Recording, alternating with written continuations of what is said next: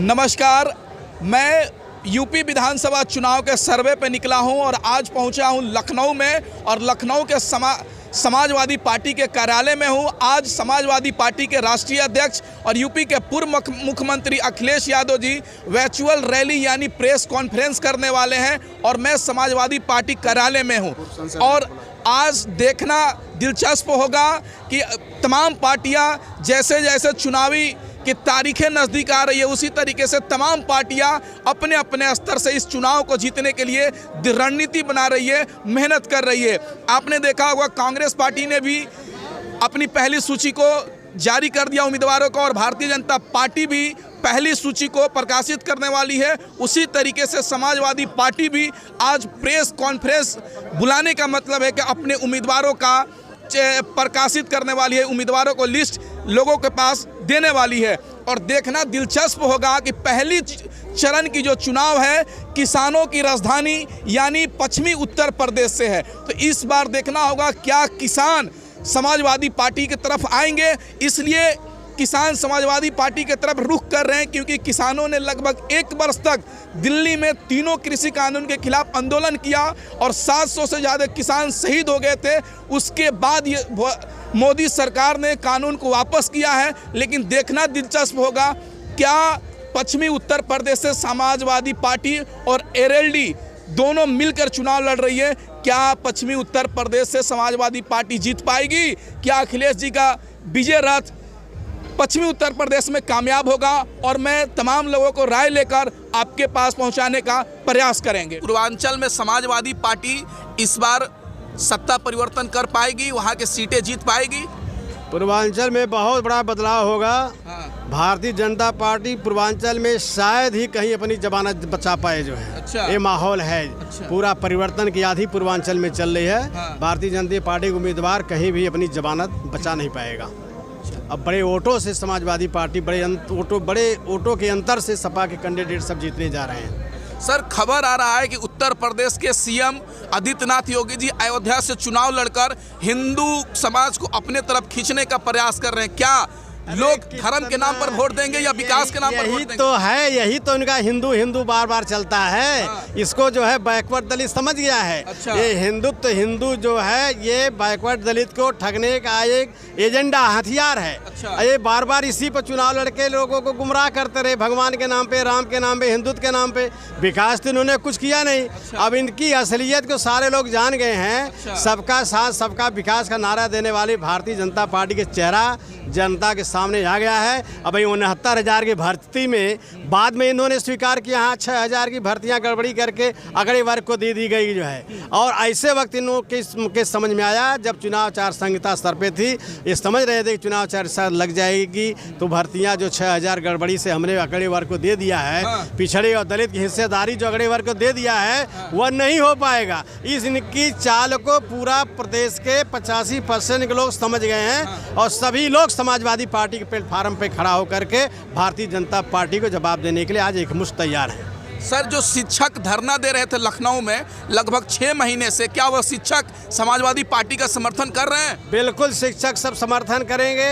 पूरा समर्थन सभी लोगों का है। हम लोग शिक्षकों का समर्थन है, किसानों का समर्थन है, बेरोजगारों का समर्थन है, सारे लोगों का समर्थन है। आपने देखा 8-8 लाख किसानों को 8-8 किसानों को रौंदवा दिया जो है और कहा हम किसानों को उपज का दूना मूल्य देंगे जो है। दूना मूल्य देने के बजाय अगर किसान घूम के अपने खेत की तरफ देखता है तो खेत का खेत साफ नजर आता है। इनके सांड बैल सब जो आवारा पशु सब सफर चट कर रहे हैं। तो हर तरह से ये जो है फेल्योर हैं। ये किसान विरोधी हैं, छात्र विरोधी हैं, नौजवान विरोधी हैं, बेरोजगार विरोधी हैं। इन्होंने 5 साल में कोई ऐसा कार्य नहीं किया कि इनका कैंडिडेट जो है वोट मांगने जनता के बीच में जाए। ये लोग तो गांव में जा नहीं रहे हैं, गांव से भाग रहे हैं। गांव में जनता पीटने को तैयार है भारतीय जनता पार्टी की। ये माहौल बना हुआ पूर्वांचल में। अच्छा। हाँ। सर, आप पूर्वांचल से आए हैं और गोरखपुर योगी जी का गढ़ कहा जाता है। क्या इस बार गोरखपुर से भारतीय जनता पार्टी हारेगी? योगी जी का गढ़ चकनाचूर होगा? एकदम चकनाचूर होगा। चकनाचूर तो हम लोग पहले ही बाई इलेक्शन में कर दिया था। अच्छा। बाई इलेक्शन में ही लोकसभा चुनाव जीत गए थे जो है। अच्छा। और इस बार गोरखपुर से खाता योगी का नहीं खुलने जा रहा है। अच्छा। जनता ने मन बना लिया है। अच्छा। हाँ, बिल्कुल मन बना लिया। एक भी सीट गोरखपुर से भारतीय जनता पार्टी जीतने नहीं जा रही है। सर, आजमगढ़ से भारतीय जनता पार्टी के उम्मीदवार थे दिनेश लाल यादव निरहुआ, वो कह रहे हैं कि अखिलेश जी बाबा 22 में आ रहे हैं, आप करो 27 की तैयारी। ये केवल कहने की बात है, उनके पास कुछ कहने के लिए है नहीं तो और क्या कहेंगे। अच्छा। सच्चाई तो यह है कि भाजपा अगर राम राज्य लाना चाहती है तो पूरा जो है प्रदेश या पूरा देश इस समय की जो स्थिति है उसमें जो है, क्योंकि राम राज्य में पढ़ने लिखने का अधिकार नहीं था। शिक्षा जो है बैकवर्ड शेड्यूल कास्ट और सभी के लिए नहीं थी। अच्छा। वर्ण व्यवस्था थी। अच्छा। वो उसी को लाना चाहते हैं, राम राज्य में यही था। अच्छा। और हम लोग चाहते हैं कि इस देश के अंदर बाबा साहब भीमराव अंबेडकर के द्वारा स्थापित जो हमारा संविधान है, जिसमें सभी को समान समझा गया है, सबको समान अधिकार दिया गया है, सभी को समान अवसर देने की बात है।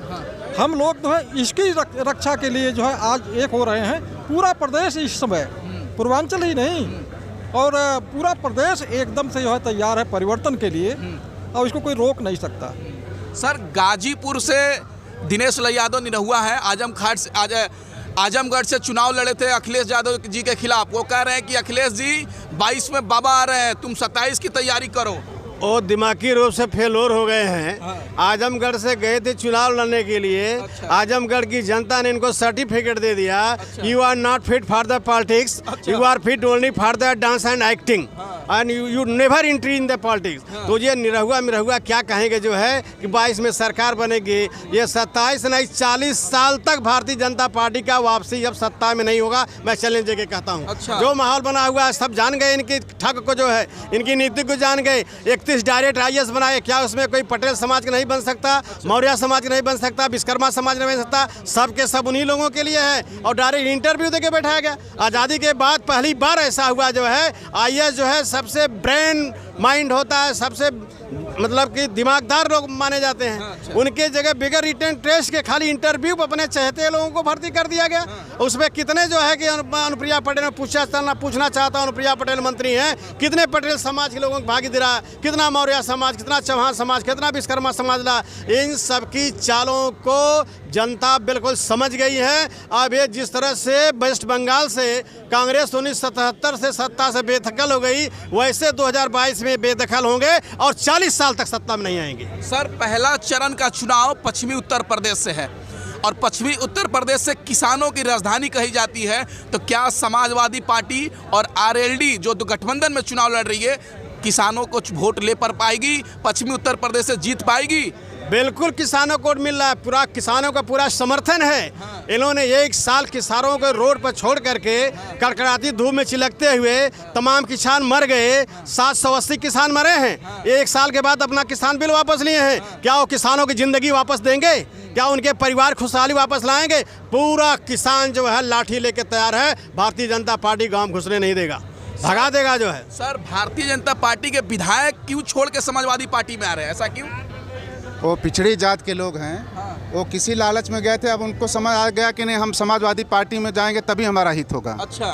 अब वो जो है वहाँ भाजपा के झूठ बोलने और लालच पर नहीं पड़ने वाले हैं। अच्छा। इसलिए जो है वो छोड़ के आ रहे हैं। सर, भारतीय जनता पार्टी के विधायक, मंत्री, तमाम लोग पार्टी क्यों छोड़ रहे हैं? इसलिए छोड़ रहे हैं कि इन्होंने सबका साथ सबका विकास का जो है जुमला पढ़ा था। अच्छा। और जो गए थे जो है कि हाँ सबका विकास हो जाएगा, 5 साल में उनकी हकीकत मालूम हो गई। अच्छा। जान गए कि कोई जुमलेबाज हैं, ये जुमला कहते। बताइए, ये कि भी जो इन्होंने वादा किया, एक भी वादा पूरा किया? किसानों का मुद्दा ले लीजिए, 2 करोड़ जो है बेरोजगारों को रोजगार देने की बात लीजिए, 15 लाख खाते की बात कर लीजिए जो है, तो एक भी इनका पूरा नहीं होगा। जिस तरह इनका सारा वादा, एक भी वादा पूरा नहीं हुआ, जिस तरह इन्होंने एक इनका कहा हुआ एक भी वादा नहीं पूरा हुआ, वैसे इनका कहा हुआ जो कह रहे हैं कि हमारी सरकार बनेगी 22 में, ठीक उसका रिजल्ट होगा। जो इन्होंने कहा उसके उल्टे हुआ। जैसे आज सरकार बनाने की बात कर रहे हैं, वो अभी उल्टा साबित होगा। आप देख लीजिएगा 10 मार्च को जो है। भाजपा राशन बांट रही है, 1-1 हज़ार खाता में दे रही है, क्या ये मतलब इससे जनता नहीं लुभेगी? जनता समझ रही है, राशन बांटने को बाप के गोदाम से ला रहे हैं। ये जनता का अन्न है, जनता को बांटा जा रहा है। हमारी सरकार है कि हम 5 साल फ्री में देंगे। पैसा भी जनता को मिल रहा है। कौन से एहसान कर रहे हैं? हमको नौकरी चाहिए, शिक्षा चाहिए, हमें रोजगार चाहिए, हमें आरक्षण चाहिए, हमारा अधिकार चाहिए। जो है ये राशन फासन से जनता बहकने वाली नहीं। हम लोग किस लिए, हम लोग समझाएंगे ना, हम लोग बताएंगे ना जनता में कि राशन किस लिए बांटा जा रहा है। और राशन तो हमारी सरकार आएगी तभी बटेगा। जो है ये राशन जनता का है, किसी के गोदाम का नहीं है कि जनता इनके राशन देने भाग जाएगी। अभी तो 2022 में पता चलेगा इनको कि बरगलाने का क्या मतलब होता है, हिंदुत्व का नारा लगाने से क्या मतलब है। जब जब इनकी कुर्सी जो है कि गड़बड़ होती है, जब तक बैकवर्ड कुर्सी के करीब पहुंचता है तब तब इनको हिंदुत्व याद आ जाता है, मंदिर याद आ जाता है, मस्जिद याद आ जाता है। जब जो है कि बैकवर्ड कुर्सी करीब नहीं पहुंचता तब इनको कुछ नहीं याद आता है। सर आखिरी सवाल पूछेंगे कि अभी लहर है अखिलेश जी का सत्ता परिवर्तन का यूपी में, कहीं से लहर दिख रहा है आपको? अरे बिल्कुल लहर है। ये लहर नहीं देख रहे हैं, पूरा जन प्रदेश के कोने कोने से आए हुए हैं। ये सारे लोग यहाँ से सारे लोग संकल्प लेके जाएंगे कि भारतीय जनता पार्टी इस गांव से खदेड़ा होवे, खदेड़ा होवे, खदेड़ा होवे, कहीं टिकने नहीं देंगे। ये सब आप देखिए, जो पूरा जन सैलाब, जितना अंदर उतने रोड पे, उतना बाहर। अभी हाल भरा है, वो भरा, GMT भरी, कहीं जगह नहीं है सरसों छींटने की। पूरा जन सैलाब उमड़ा भारतीय जनता पार्टी को। मैं कह रहा हूँ कि ऐसा ये सत्ता से बेदखल होंगे कि ये सैकड़ों साल सत्ता में नहीं आएंगे। अच्छा। ऐसे इन्होंने काम कर दिया। झूठी राजनीति करने वाले लोग बार बार सत्ता में नहीं आते हैं। झूठ बोल के जिन लोगों ने आता राजनीति की है दोबारा में सत्ता में नहीं आ पाए हैं। कौन झूठ बोल रहा है? यही सरकार जो भारतीय जनता पार्टी की सरकार बनी, भोली भाली जनता को झूठे इन्होंने वादे किए, तुम्हारे साथ ये किया जाए, वो किया जाए। ये गांव के में देहात में जाके देखिए कितने जानवर नुकसान कर रहे हैं। जो 100 नंबर अखिलेश जी ने गाड़ियां चला दी ना, ठीक से रिपेयर नहीं उनकी करा पाए। जो रोडें उन्होंने 400 आबादी थी किस गांव की, उस गांव को रोड से जोड़ने का काम किया, इन्होंने उसमें एक पे भी डामर चढ़ाने का काम नहीं किया है। अच्छा। इन्होंने सत्ता में कुछ नहीं कर पाए हैं। भाई को भाई से लड़ाने का काम किया, बाकी कुछ नहीं किया इन्होंने। कह रहे हैं कि अब की बार योगी सरकार 300 पार। ये बार बार झूठ बोलने से जनता भोली भाली एक बार निके कहने में आ गई, बार बार नहीं आएगी। अच्छा। वो जनता कितना पछता रही जो उन्होंने गलती कर दी पिछली बार में 2017 में। ऐसा नहीं हो पाएगा। सर जी, लखीमपुरी में घटना घटा था, एक किसानों के ऊपर गाड़ी चढ़ा दिया गया था अजय मिश्रा टेनी प्रसाद के द्वारा, उनके बेटे के द्वारा। लखीमपुर से अभी भी उनकी गिरफ्तारी नहीं हुआ है। क्या वहाँ के लोगों में नाराजगी है? बिल्कुल 100% नाराजगी है। अच्छा। जो एक राजा होता है उसको बनाया जाता जनता के भले के लिए। अच्छा। और जनता की ही रक्षक ही भक्षक बन जाए। तो ऐसे राजे को और ऐसे इंसान को, जनप्रतिनिधि को सत्ता में रहने का हक नहीं है। उनको त्याग पत्र दे देना चाहिए था तत्काल प्रभाव से। अच्छा। जो कहते हैं कि मैंने फला गुंडा बंद कर दिया, फला को बंद कर दिया, ये लाल टोपी वाले गुंडे हैं। अरे गुंडे तो सरेआम घूम रहे हैं ना। मैं तो चैलेंज दे रहा हूँ योगी जी को, अगर है तो उनको बंद करके दिखाया जाए। 120B का मुकदमा उनके ऊपर कायम है, उनको बंद किया जाए, तब मैं समझूं कि न्याय मिला। बेहथे लोगों पे गाड़ी से कुचल देना, ये तो जलियांवाला बाग की याद दिलाती है। उस समय भी अंग्रेजों ब्रिटिश गवर्नमेंट में ऐसा कभी नहीं हुआ, जैसा उन्होंने करके दिखा दिया। ये सारे झूठे वादे इनके हैं। इन्होंने अन्याय किया है, जनता की आवाज को दबाने का काम किया है। यही टेनी मंत्री जो हमारे लखीमपुर का है, 2 मिनट नहीं लगेंगे, इन लोगों को यहाँ से बेदखल कर दूंगा, भगा दूंगा। जिन लोगों ने जमीनें मेहनत करके बनाई, जब हमारे देश में अनाज नहीं पैदा होता था, लाल बहादुर प्रधानमंत्री थे, विदेश से अमेरिका से हमको अनाज मिला। वो जो मेवासियों वाला अनाज था हमको मिला, उसको लोग खाते थे, खा के गुजारा किया। आज हम लोगों ने अनाज के किसान ने भंडार भर दिए, तो इन किसानों पे गाड़ियां चढ़ाई जाती हैं, इन किसानों के साथ में ऐसा व्यवहार किया जाता है, और तब भी उनको न्याय नहीं मिलता है। भाई इनको बंद कर देना चाहिए, उसको बंद करना चाहिए, उसको गिरफ्तार करना चाहिए था। और उसके में अगर जरा से भी टेनी जी में नैतिकता है कहीं पे, तो उनको तत्काल त्याग पत्र देना चाहिए था।